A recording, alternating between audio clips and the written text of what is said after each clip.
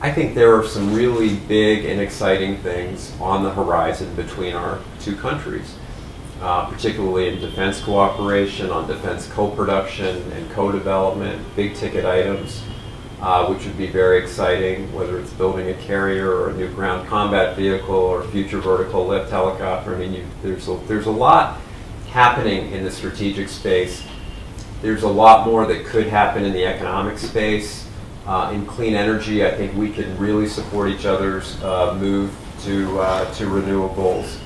And so I think there's a lot that is that has such positive elements to it, but I don't know that we will have that kind of whole of government, whole of legislatures and parliaments coming together the way it happened in the civil nuclear arrangement.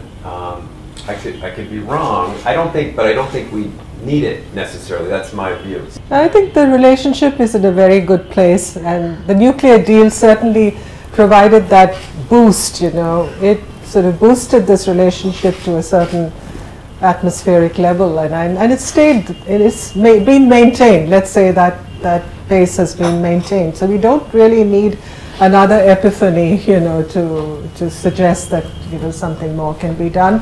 Because the defense partnership, the defense relationship itself is a manifestation of how far we've gone in this relationship. And one of the recommendations we've made in the report is for an umbrella defense implementation agreement, you know, which will permit transfer of technology, which will permit interoperability, information sharing, all coming under one rubric, as it were. So maybe we should work towards that. Of course, there are those other what shall I say, you know, aims, aspirations, like India's membership of the permanent membership of the Security Council, for which America under President Obama had pledged, in a sense, support and affirmation.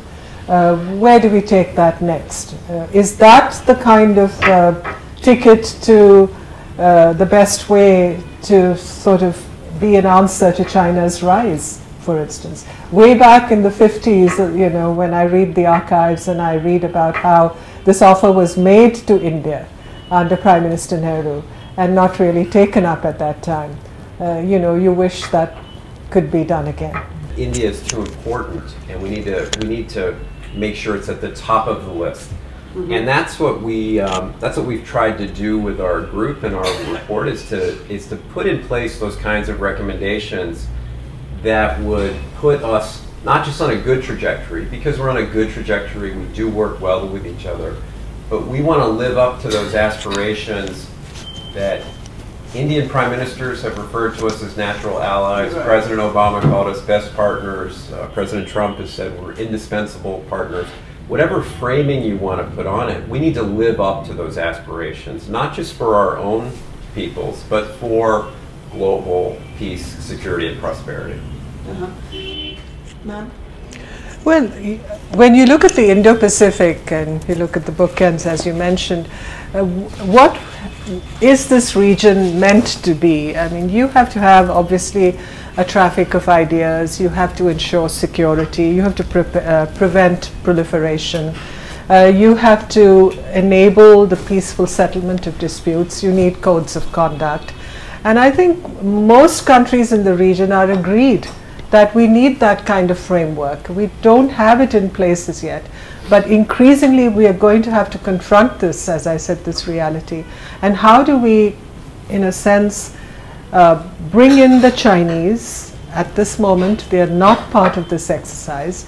And how do we get them to play by the rules of the game?